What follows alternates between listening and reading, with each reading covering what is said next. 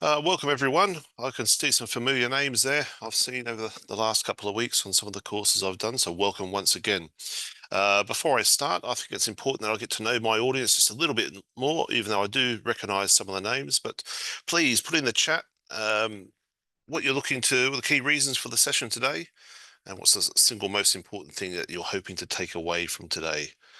So if I just allow a couple of minutes for you to fill the chat box out, and then I can maybe pick on a few people, have a few discussions, introduce myself, and then we'll get started.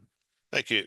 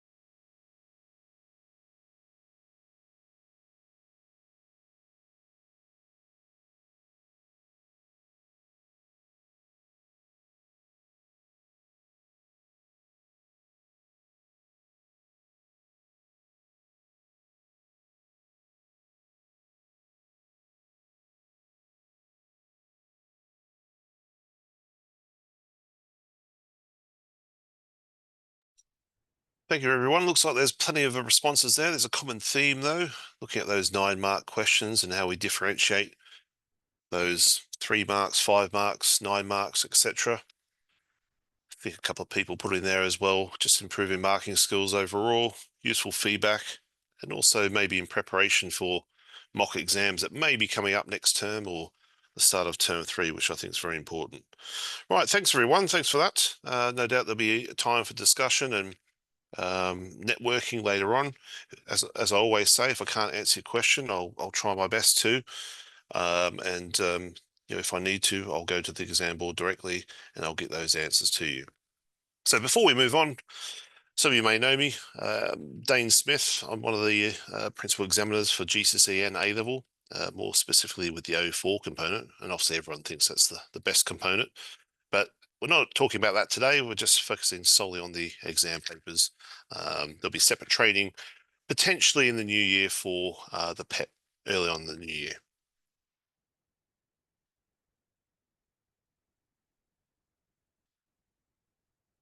Okay, so we're going to look at some of the assessment requirements for the specification, explore the paper structure and question types, look at various student responses and how the marks were applied, and then be able to ask questions and share good practice. Especially at the end of the session, I will stay open and live for a few moments for you to ask any questions that you may have.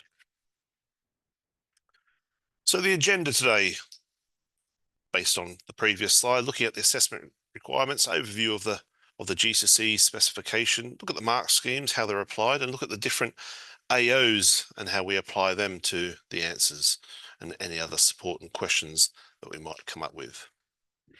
So let's look at the overall assessment.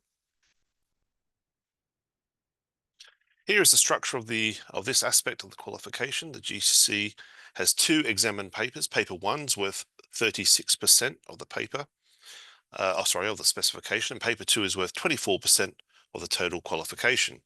The remaining 40% is a non-examined assessment, more specifically 30% for the practical element and 10% for component for the PEP.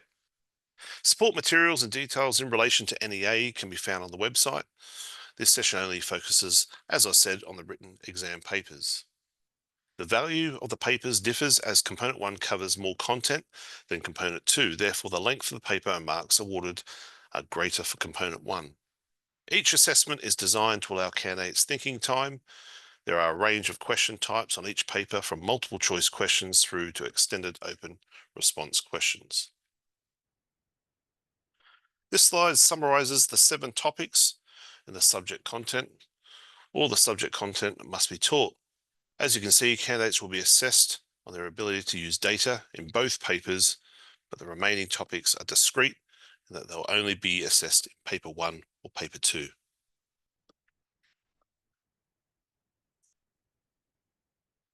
The first 3 AOs will be assessed through components 1 and 2.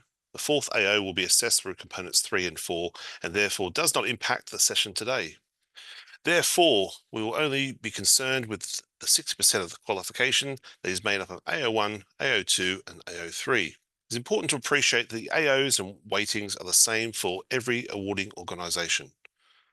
The AOs have greater significance when we think about how to prepare our students for their exams. A few years ago, a diligent student could achieve a high grade on the theory paper for remembering and recalling everything they had been taught.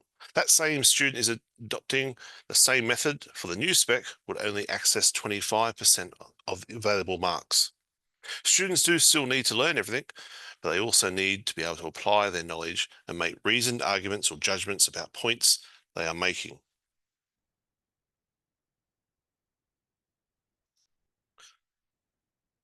So if we get the poll up, thanks, Fina. Actually, no, sorry. Okay, well, it's up there now, so that's fine. Sorry, I was going to just talk through this, but look at the question on the slide, and I just want everyone to make a guess, educated guess, make a decision. What AO are we looking at here? Nice, easy one to start with.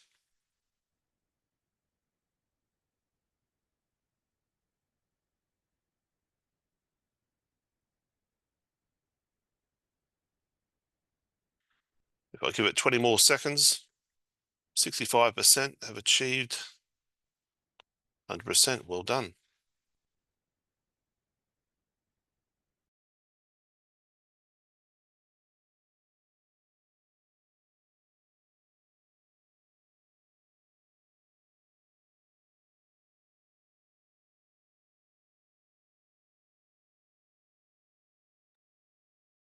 Okay, 75% of you have answered. If we can end that poll, thanks, Fina, and share results.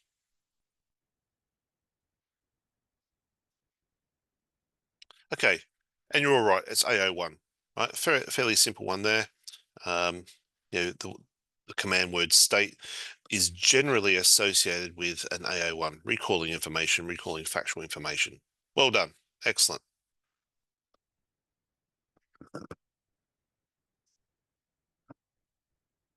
Okay, if we can get the polls on the screen once again. Oh, sorry for this slide. If we look at each example, we'll broadcast the results at the end.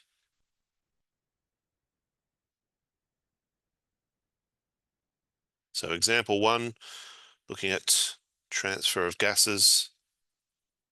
Example 2, looking at heart rate.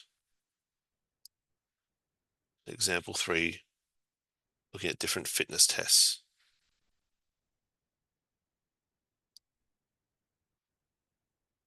Okay, I'll give you a couple of minutes to do that.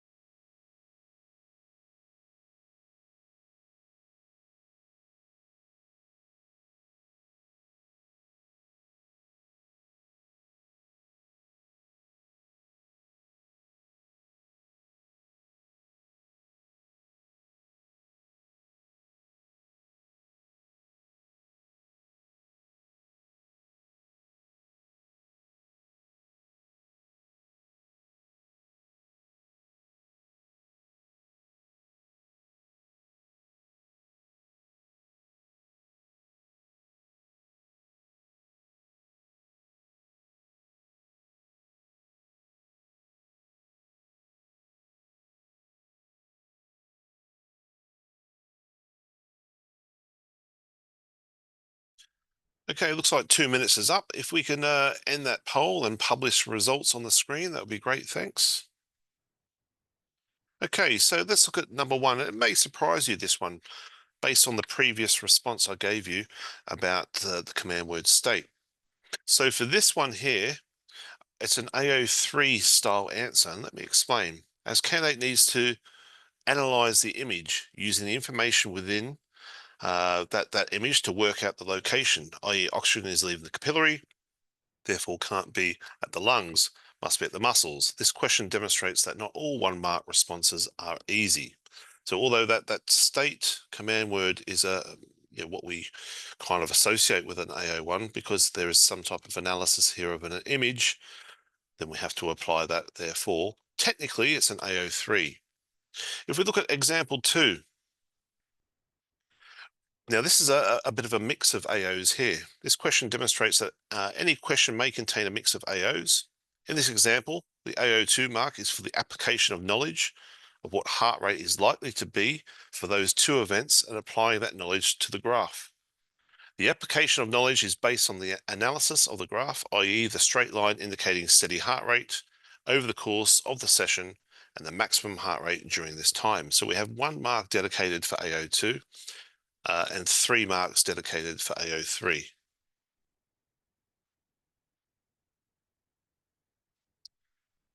For example 3, again, this is application of knowledge. As first, the candidates need to think about the component fitness that is relevant to the sport and then use the test relevant to that.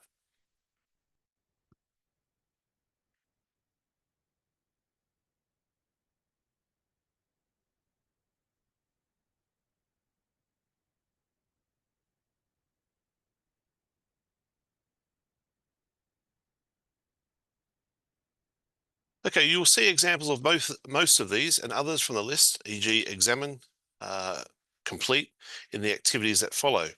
Each question will start with a specific command word. There is a list of command words in the specification which gives the complete taxonomy of words which might be used in any one exam. I'll go through just a few here to emphasize what they mean, and of course we'll look at the actual questions and answers shortly. Give, identify, state, all of these command words are really synonymous with and generally require recall of one or more pieces of information. Describe will normally mean the candidates need to give an account of something, but will not need to provide a reason for what they are saying. For example, a description of the process of gaseous exchange. Explain, this is a popular command word. Whenever candidates see this in the question, they need to provide a justification of a point that they are making. In other words, their response must contain some linked reasoning. Evaluate is the only command word associated with the extended open response questions. They require a more discursive response. Evaluate asks for a final judgment after review of analysis of information. For example, a supported judgment why one training method might be better choice for athletes from one sport compared to another. So now let's look at the different question types. Both exam papers will have multiple choice questions, short answer questions, and longer answer questions, but the number of each question type will vary between the exam papers. Multiple choice questions will have 4 options. The candidate has to select the correct option. These question types tend to focus on recall of knowledge, although can also assess application of knowledge, for example, selecting the correct statement for why an endurance athlete uses carbohydrate loading.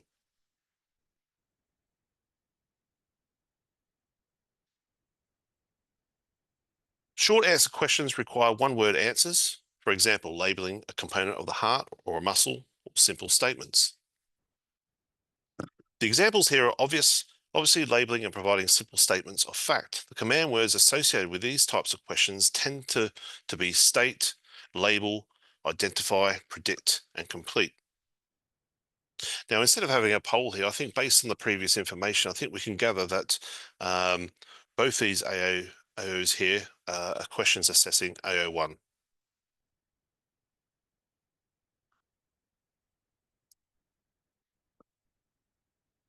Longer answer questions will use different command words. For example, describe, explain, and will be worth more marks as shown in the example.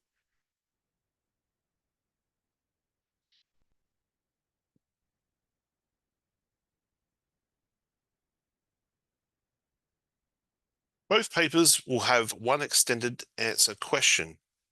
Paper 1 will always be on a topic 3, physical training.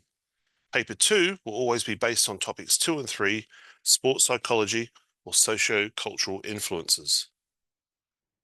The final question type is the extended response. Evaluate is the only command word associated with extended open response questions. These are the essay questions where the candidate's quality of response is considered rather than simply how many correct statements are made. These questions assess 3 assessment objectives: knowledge, application, and the ability to analyze or evaluate. There will be one extended response question on each paper. They are marked out of 9 marks, a maximum of 3 marks for each assessment objective. Most of the next part of this session will be spent looking at these questions. This type of question can be on either paper and any format, i.e. a multiple choice question, short, long question. It could even be stimulus material for the extended questions.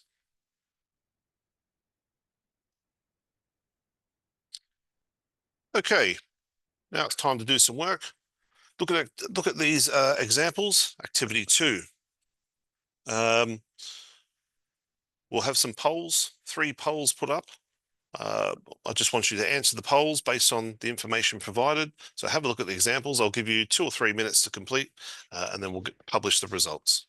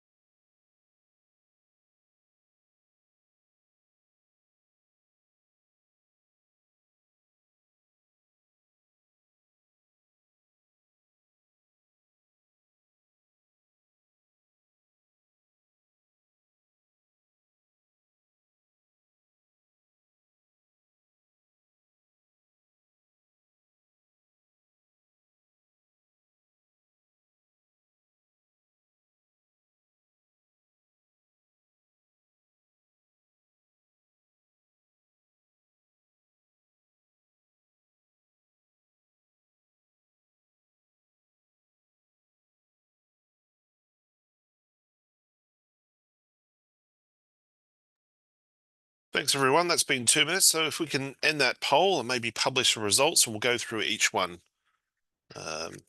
in order there.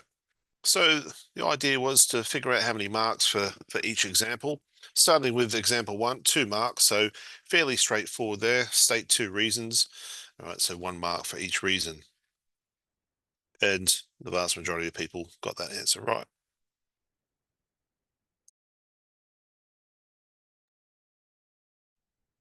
Look at question 2, explain using an example why white blood cell production is important to the rugby player. So 3 marks are awarded for this question. Explain questions require a minimum of 2 parts: the initial point and then the expansion or reasoning to justify or support the point being made. Therefore, will be at least 2 marks. This question also asks for an example, so there'll be a mark there for that too. So 3 marks overall for question 2, which 80% of you got it right. And then the last one, examine 2 ways the skeletal system makes it possible for the rugby player to move into position shown to pass the ball. You may remember these questions or may recognize them. They're from our sample assessment materials when the specification first come out. So some of you may already know the answers. But for this one, it's 6 marks. However, there could be some variation here. It could be a 4 marker as well. But the reason why it's 6, because it examines 2 ways, therefore 3 marks for each way. However, why 3 marks? Well, 1 mark for what the player needs the skeleton to do. For them, 1 mark for the way the skeleton does this, and 1 mark for the impact, i.e. how this allows them to move to pass the ball. For example, the player needs the skeleton to support the body weight, and the way it does this is through the use of short bones, meaning the bones are strong enough to support the body weight.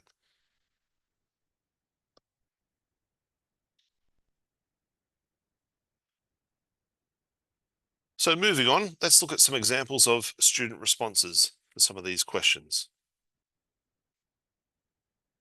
When working out how to apply marks, it's a good idea to go back to the question to make sure the response is addressing the question, i.e. we're not just crediting unrelated knowledge, reading the rubric, the statement at the top, or in some cases, the bottom of the mark scheme for that question.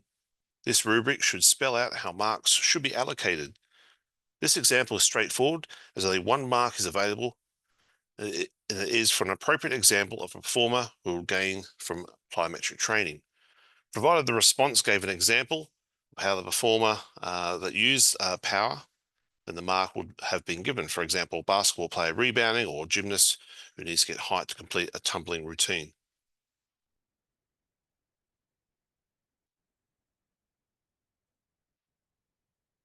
Well, it's always a good ploy to get your students to never leave a multiple choice question blank. Always attempt 1 answer. Tell your students if error made, then make it clear which response they want marked. If not, then a mark will not be credited. Very straightforward to mark, usually computer marked, as only 1 correct response is available.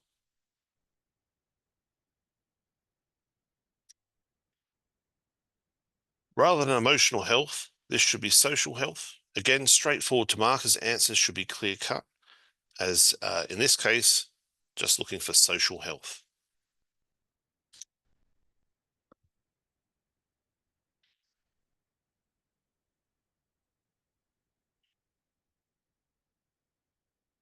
These questions are more challenging to mark as responses will be longer and a judgment has to be made about the relevance of the points to the question and to each other. Remember, anything other than 1 mark questions, for example, describe or explain, the response must be linked rather than a collection of separate points. Even if appropriate points are made, if they are not linked, they won't gain all marks available as they won't be addressing the demand of the question. E.g., to explain, if a series of isolated points, this would just be state. So let's get our next poll up, please. So if you can just spend the next minute or so just answering the poll, which statement is correct, then we'll publish results and have a little discussion at the end.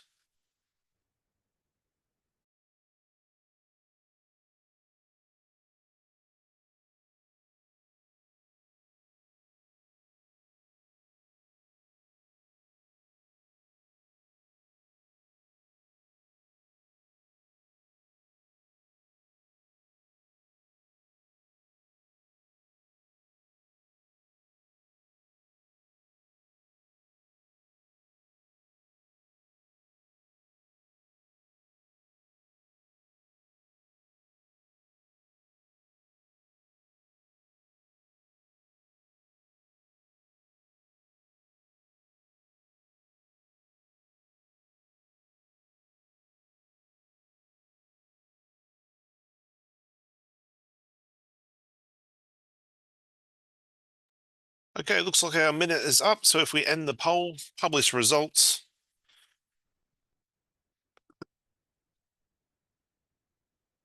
Okay, it looks like most people there got what was required. In this example, 3 points are made, but only 2 marks are awarded. A mark could have been awarded for vitamin C or vitamin C, depending on how you say it.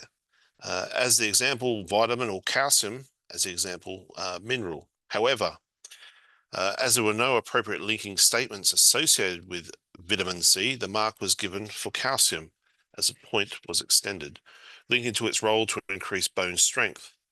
The only part of the response missing, and therefore the reason why 3 marks were not awarded, was how they helped performance. For example, less likely to become injured, resulting in inability to train. And that's what would have helped get the full marks. Thank you, everyone, for the polls.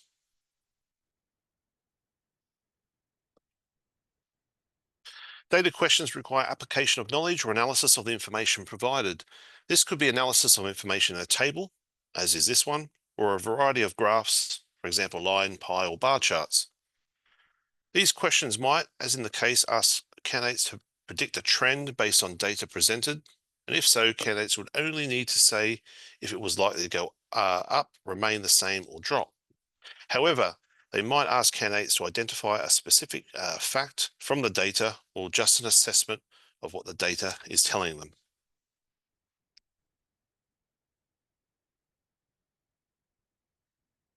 So we have another poll here. How many marks will we award for this response? Quick one, this one, 30 seconds, and then we'll reveal the answers.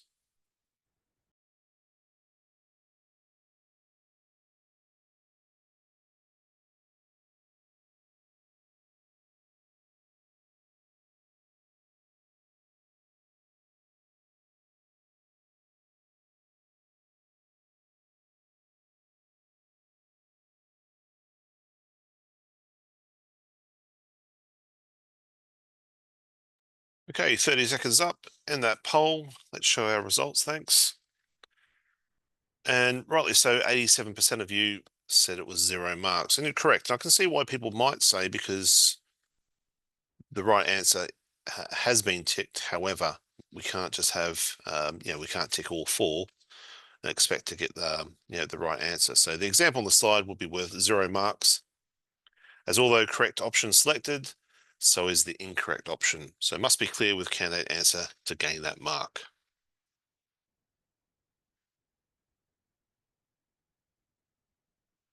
So continue with activity 3. Look at this question, mark the student response using the relevant mark scheme. So if we can get the poll up. Thank you. This is a full mark question. So I'll give you a little bit of time for this.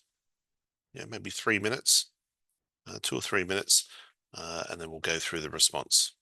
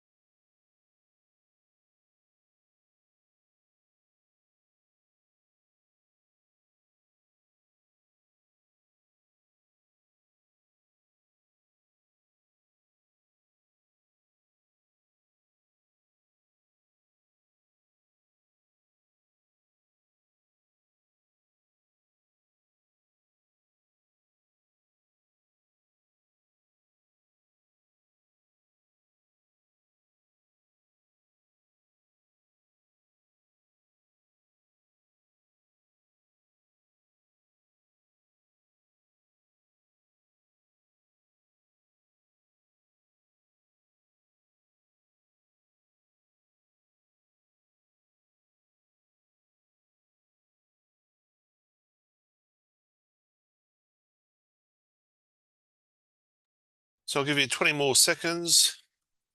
65% of you have answered. So we're looking at muscles work with the skeletal system or the skeleton to bring about specific sporting movements. A, stating the function of the muscle, and then B, giving an example of a specific sporting movement that uses each muscle.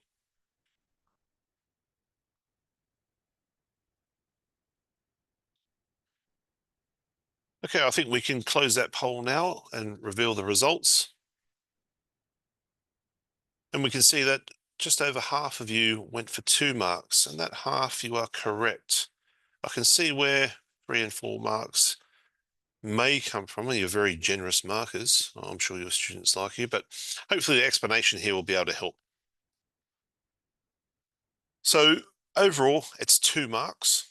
So the functions for both the triceps and the quadriceps, they are correct, but the examples are not specific enough. Okay, so if you look at the mark scheme, how there's just a little bit more detail there. If we look at extend the arm at the elbow, we look at arm action in the follow through of a set or a jump shot. So maybe that could have been applied a little bit more there for the javelin throw. Likewise with kicking a ball. Other examples that we do see in the exams are where people just put an activity down like football or athletics. And again, definitely not specific enough. Thank you, everyone.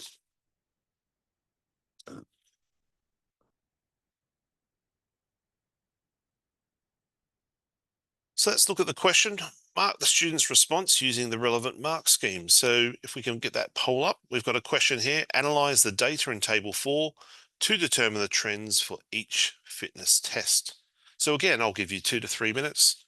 Let me know what the answer would be out of 3 marks, and I'll come back in a couple of minutes.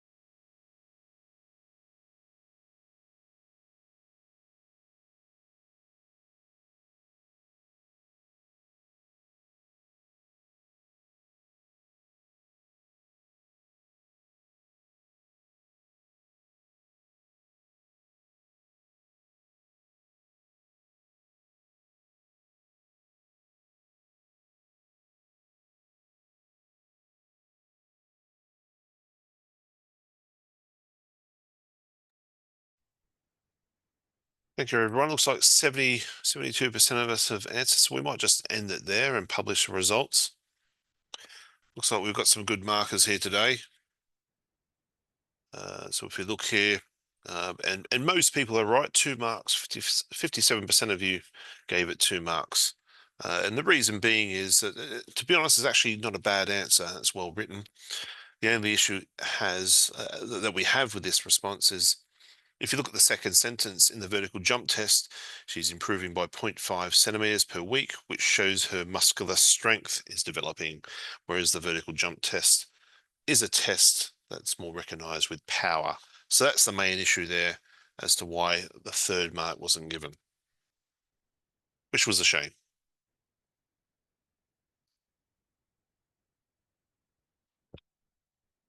Okay, now we're going to look at the extended answer questions. And as previously mentioned, they are 9 marks. There is 1 for each paper. And the beauty of these 9 marks is that we can assess equally AO1, 2, and 3. So 3 marks are dedicated to each. There is only 1 command word that was changed several years ago now. It's only evaluate. and it uses a level-based mark scheme on the quality of the response. So by placing an even distribution of marks for each assessment objective or objectives, the questions are accessible to all ability ranges, allowing low ability candidates to access marks for recall of knowledge and application of knowledge, whilst allowing the high ability candidates to access the analysis and evaluation marks of these questions. 3 marks in each level allows for better differentiation, as there is a wide range of marks to be awarded.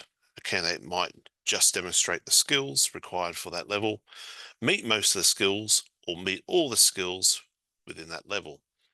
As 9-mark questions are always marked using levels, candidates are rewarded for the quality of their responses rather than the quantity of separate responses. An examiner will make an initial assessment of a response, and once the response is classified into a mark band, the examiner will then refine the judgment to award a mark.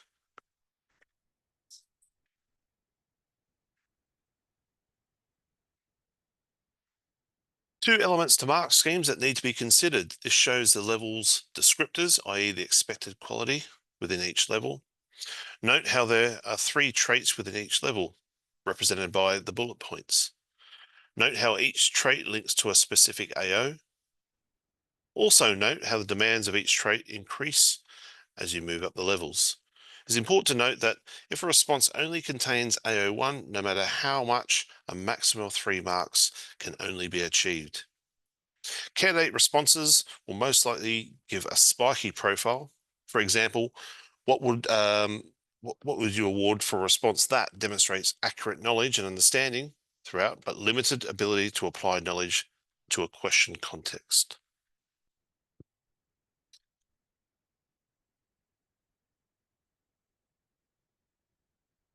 The indicative content is just that, the types of responses or statements candidates may make in relation to the question. Any factual statement about sportsmanship and or gamesmanship will be credited under AO1. Ideally, candidates would plan their responses so that they provide a fact. For example, sportsmanship is being replaced by gamesmanship, such as professional footballers diving to gain an unfair advantage, e.g. a penalty because winning leads to huge financial gains, etc. Obviously, this type of question takes longer to mark. However, the skills to be demonstrated are very similar to that for the long answer questions that require justification as part of the answer. For example, explain questions. Still looking for fact, application of fact, impact of fact on performance within the question context.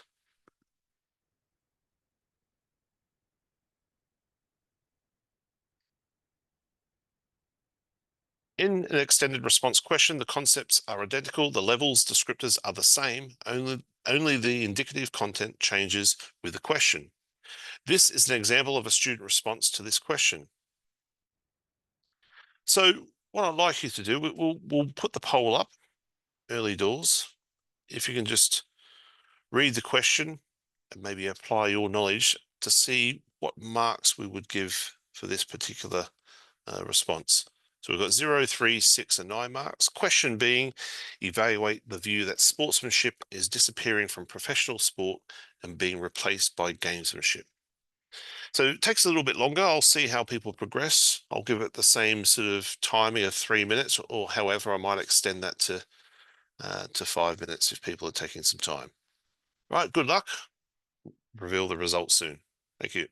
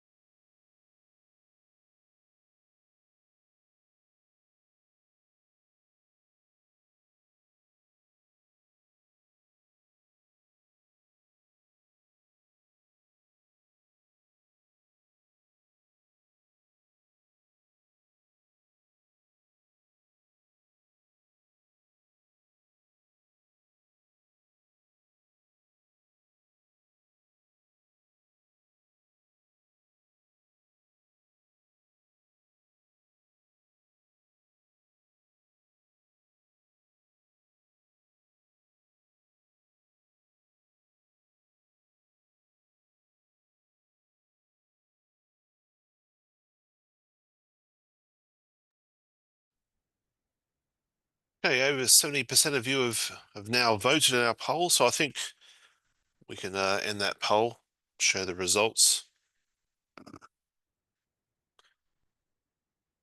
And overall, I think this answer was quite good, well structured, well put together. But overall, I think the majority here, 85% of you, had that at 6 marks, and reason being that there was quite clear 2 AOs addressed. They developed that with 2 AO2s, and then also further link back to the context of the question with 2 AO3s. So it's just lacking that further third example that could be developed to access those top band marks. All right, well done, everyone.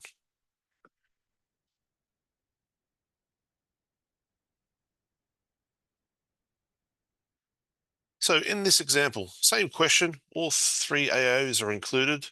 Does it achieve 9 marks, however? Remember the descriptors. For example, is knowledge isolated or accurate throughout with good use of technical language? Is there a limited attempt to apply knowledge or appropriate application of knowledge or detailed application of knowledge throughout? Are there generalized impact points, or are there conclusions based on evidence presented? Or are conclusions well argued, the impact being clearly linked to each point? Whilst it is possible to gain AO1 marks in isolation, it is unlikely that AO2 would appear in isolation. It would need to be linked to AO1. Likewise, with AO3, would it be possible without AO1 too? Because it needs to be an evaluation of the points being made. So generally, AO1, 2, and 3 do, in most occasions, link together as we go in that basic format as point, apply, and then link back to the context of the question.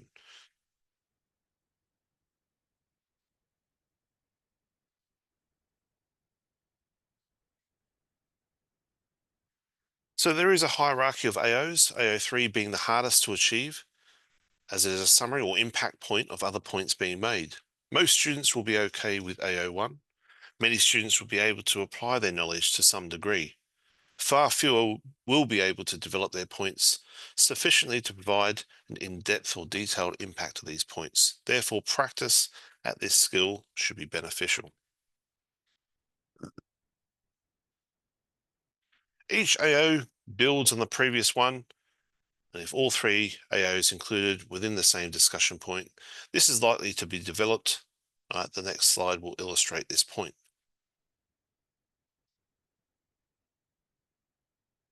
So in this example, note that there are alternate AO3s. However, some athletes will manipulate their diet as these stores of carbohydrates might not be good enough or might not be enough. These athletes will carbohydrate load. However, rather than a balanced diet, the athlete may need to carbohydrate load before an event to make sure they have enough energy, as the body will have only limited supplies.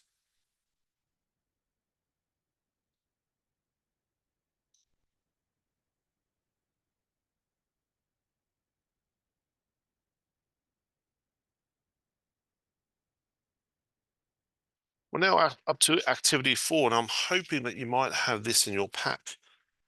I can see from the chat box early on that that was put in the pack, but you should have got an email before. So if you can refer to that pack for activity 4, and this might take a little bit of time.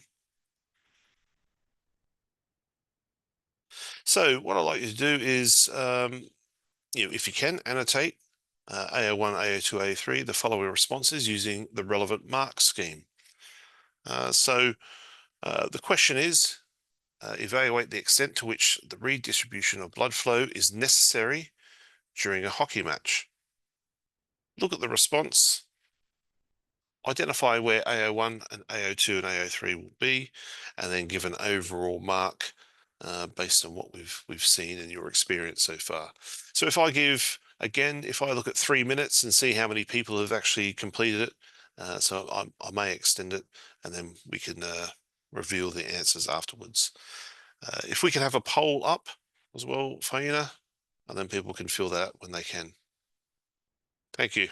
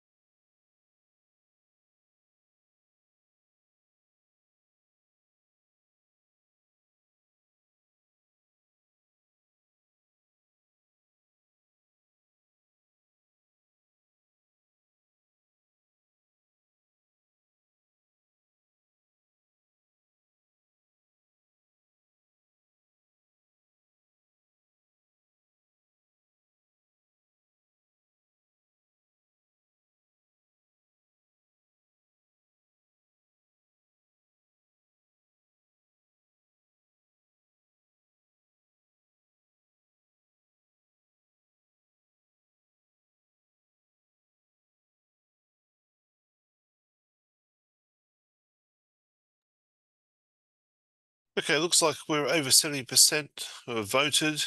We have a fairly even spread here, actually. If we end that poll, thanks, Faina. Publish results. Very even spread. Okay, so I can say it's not a level 3 response. It was close to a level 1, but there was an attempt there which just made it into level 2 for the evaluation.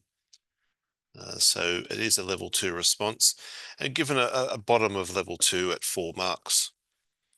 So, as I said, borderline level 2, place here because there was an attempt at the evaluation. Now, more specifically, AO1, you can probably see from the first sentence there, it actually states what redistribution of blood is. So an AO1's awarded there. AO2 is from the second sentence, during exercise blood flow and demand is increased across the body, which makes blood redistribution extremely necessary in hockey, as has to entail a lot of aerobic running and exercise. So an AO2 for that sentence, and then also an AO2 for the next sentence where they apply their knowledge as well. And then the AO3, if we look down here at the bottom, the redistribution of blood is vitally important during a hockey match because it keeps the athlete at a constant rate of exercise for longer, which can also be helped by increased cardiovascular endurance. So although not the strongest AO3, it was awarded as AO3, hence the reason why 4 marks were awarded overall.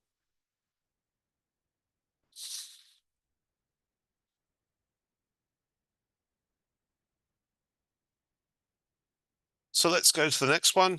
Example 2, same question, a different example. So again, I'll use the same time limit, but I will make a note of how many people have responded. If we can get that poll up again, thanks, Fiona. People can start having a look at that. Same thing. My advice is if you have it printed out, maybe write down where you see AO1, AO2, AO3, and then think about what level it might be in. And then as an extension, I know we don't ask for that on the poll, but as an extension, maybe have a mark in the back of your mind, because I'll give you that as well. All right, good luck. Speak to you soon.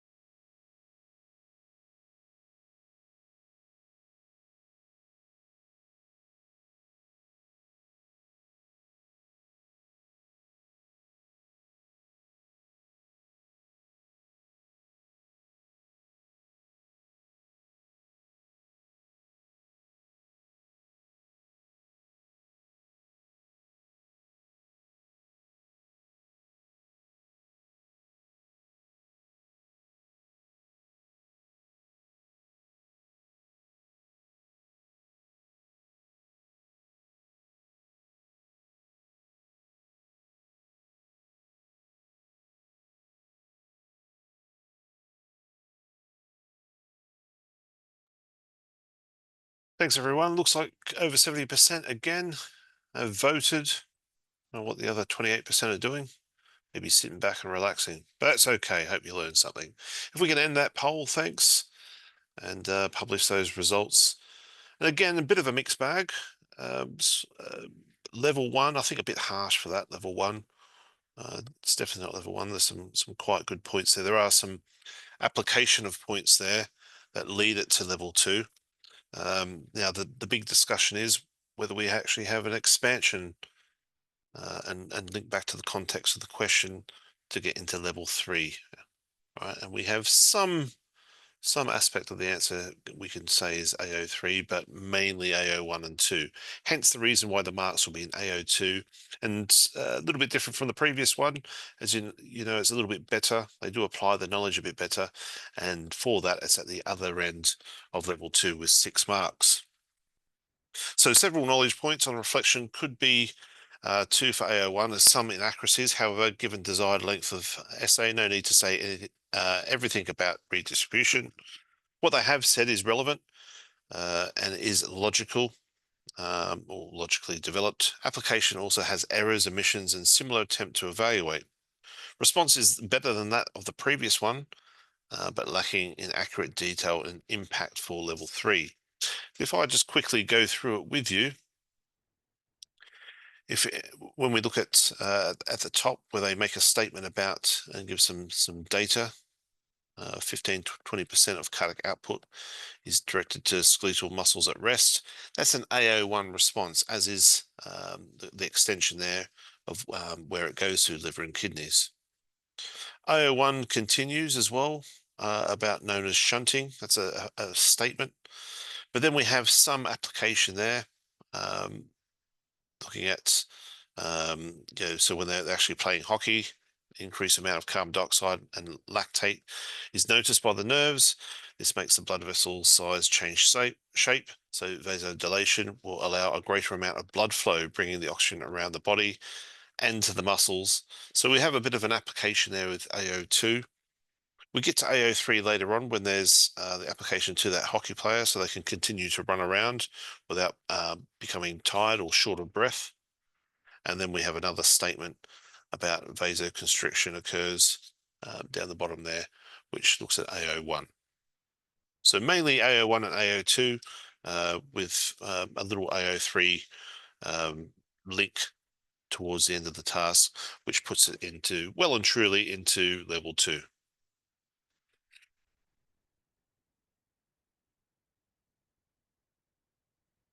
So let's look at example 3. Hopefully you can read that all right, and the resolution's good. So again, same principle. If we can get the poll on the screen, thanks, Faina.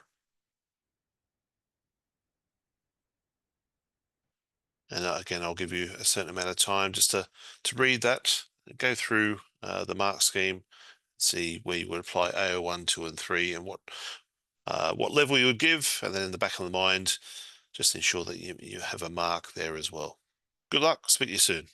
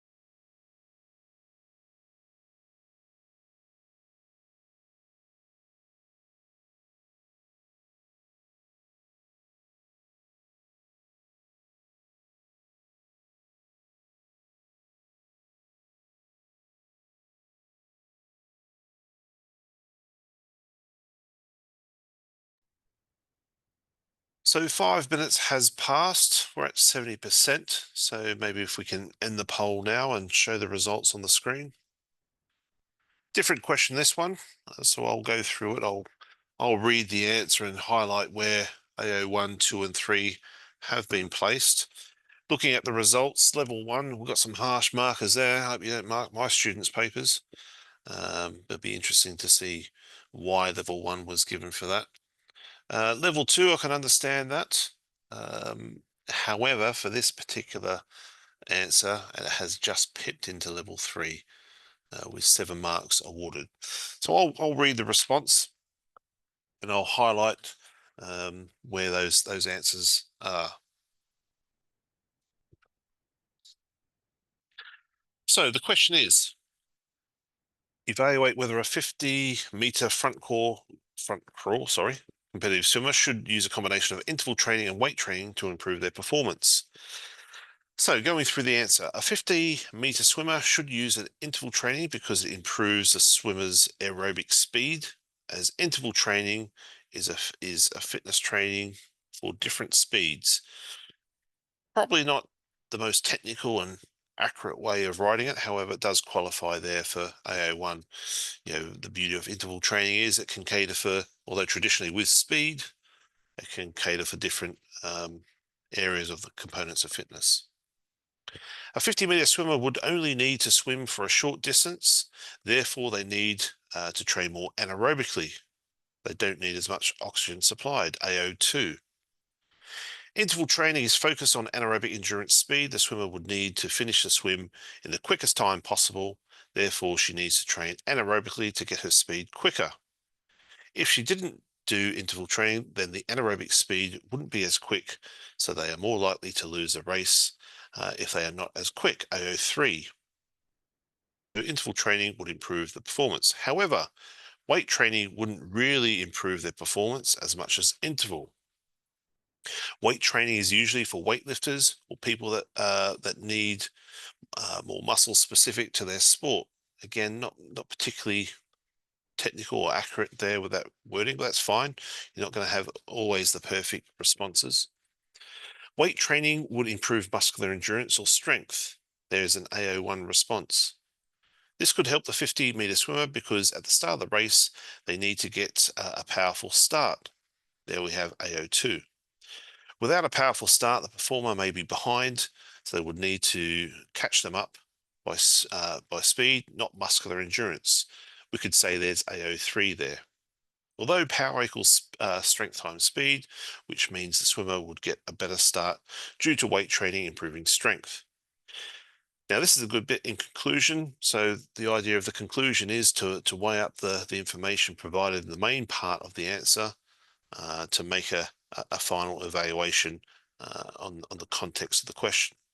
In conclusion, interval training and weight training would be a good combination to improve the performance because interval training increases speed and weight training improves strength. I suppose it depends on the work to rest ratio and the percentage of 1RM. If the swimmer does both of the training, then they would have more power, which then lead the swimmer to become quicker and having the best start to have an advantage. And we have that as AO3.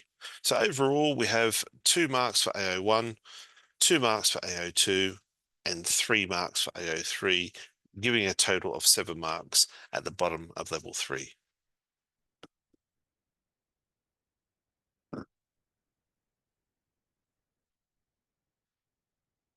So now we look at summary and support. I'll go through what we can offer as an exam board, and then I'll allow any questions that you may have at the end, and hopefully kind of answer some of them.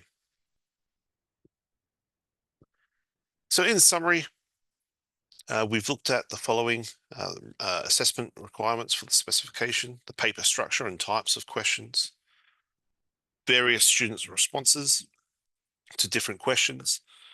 We've tried to apply the mark schemes, and we offer some support for you, which I'll go through. Some other sort of support material and training courses that we can offer as an exam board. And then there'll also be, as I said, we'll turn the chat box on and maybe sharing a good practice there amongst each other which may help you move forward in preparation for mock exams or just in general preparing for the different content that you're delivering over the next academic year. Everyone's favorite subject advisor, Penny Lewis. So their role or her role is to provide clear guidance and reassurance for teachers delivering the qualification. They act as the first point of contact for subject-specific queries, whether that's around assessment resources or interpreting exam feedback. Support is offered through a range of channels, email and phone, but also training events, webinars, and resource updates on the website. Penny also does online one-to-one with centres if there's a specific question or questions that you might want about an area of the course. You could also arrange for her to meet up for an hour or so online, and she can go through any issues that you might have.